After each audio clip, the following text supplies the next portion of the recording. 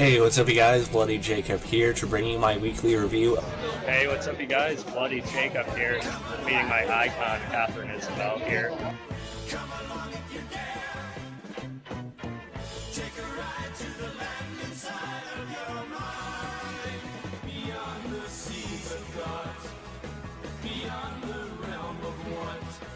Across the streams of hopes and dreams where things are really not. Come along if you can. Come along if you dare. Have a good one.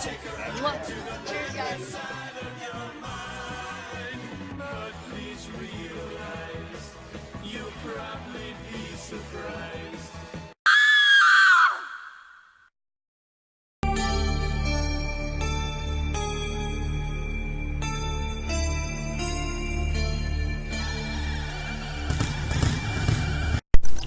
Hey, what's up you guys? Bloody Jacob here to bring you another movie review. This time we're going to be talking about Vendetta, which is an action sort of thriller film that came out back in 2015 by WWE Studios and directed by the Twisted Twins themselves, the Soska Sisters, Jen and Sylvia. This is their first and so far only non-horror film. But yeah, it stars Dean Cain as well as the wrestler, The Big Show, Paul Wight. Yeah, it's a pretty basic story. Basically, Big Show plays a guy named Victor Abbott, who's he's a big criminal kingpin, or at least within the area. And what ends up happening is with Dean Cain's character, Mason Danvers, he's a detective looking into him, and they finally get a hold of him. Big Show's character, though, is able to pull some strings and get out. Then, of course, he has a grudge against Danvers, so he goes to his home and basically finds his pregnant wife and disturbingly, beats her to death practically. And probably the darkest part of the movie is when she says she has a kid, or she's pregnant. Then they don't show it directly, but you can tell that he just punches her in the stomach, and that was hard to see. And it's kind of a contrast compared to how the rest of the movie is handled, really. And from then on, Danvers, Dean Cain, he's just in a complete just stasis, just rot. He's in a downward spiral. So he ends up killing Big Show, or Abbott's brother, as well as some of his crew as well, to basically get himself arrested, so he has a direct chance to get to Abbott in prison. There he discovers there's a greater criminal organization at play, especially with the Warden Snyder, played by Michael Eklund, who is also in See No Evil 2 by the Soskas. He's a pretty good character actor. He has a certain way of speaking and a presence to him. He's pretty cool in this one too. He was even on Winona Earp on Sci-Fi for a little while as well. And Alex Panovic, he plays Big Show's brother in this one. He has this white hair and everything. It was really cool to see him in this. He's an actor I enjoy quite a bit, especially on Van Helsing these days. So it's cool to see him in this. The rest of the movie is basically just about Danvers trying to make his moves in prison, get to Abbott. But Abbott, of course, he has a lot of influence there, and he's still the Big Show, so he's about 7 feet tall, pretty hefty guy. So it's not quite that easy, especially when the Warden is corrupt as well. But yeah, it is a pretty straight up movie. It's kind of a throwback to those 80s, 90s style action, revenge films. It's not Soska's usual, type of thing. Like I said, it's their first kind of non-horror movie. But I thought it was, fine for what it was. It certainly wasn't, mind-blowing. But there's definitely things in to be enjoyed if you like these types of films. I, for one, haven't seen Dean Cain in a whole lot. But, I think he gave a fairly solid performance here. He's definitely seen in a different light than people probably think of him in. Especially with that Superman TV show. And Big Show, he does a pretty nice job as well.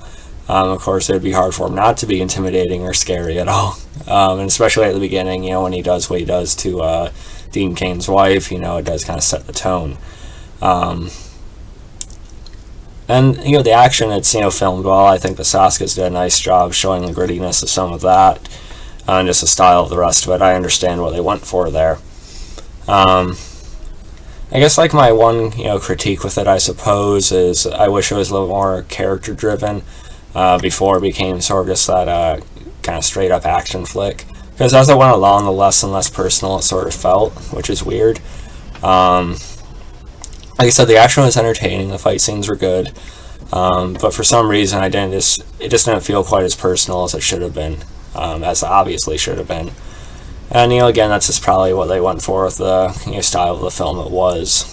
Because when it culminates in this big prison riot at the end, for some reason it just didn't feel as satisfying to me. I'm not sure why. So I preferred, like, more concentration on, you know, Dean Cain's mental state.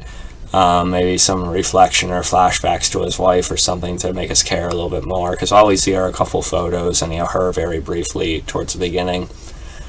I don't know. And also, you know, Big Show, he's just sort of a bad guy, you know, there's not much more to it than that. But like I say, he did a fine job in that role, how could he not? And Michael Eklund, he is definitely a fun presence as well as, like I said, seeing Alex Panovic. And it was entertaining. We got flipped around towards the end, and, you know, Big Show sort of turns on the warden because he got pissed off with how they were, you know, handling their dealings. And it was kind of fun seeing Michael Eklund trying to play both sides and arrange things a certain way for himself. So yeah, you know, it's definitely not a bad time. You know, it's not anything new. You know, it's not it's not like earth shattering. Yeah, it definitely does have as much substance to it as, like, the Soskas' American Mary, or you know, even like Dead Hooker in a Trunk in a way. But this isn't one they made either. You know, this is the WWE Studios film they were tapped to direct. And I think they did a fine job on their end, you know, for, like I said, the kind of film it was. I don't really have a problem with it. I think it's a entertaining enough diversion if you like the genre. It is.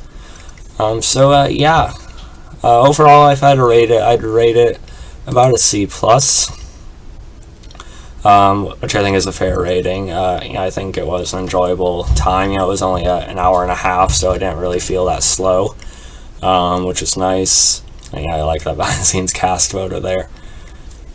So, yeah, you also had an actor playing Ben, you know, who was a former cop, Matthew McCall, who, you know, has been on Legends of Tomorrow and stuff like that briefly. I know I've seen him on other things too.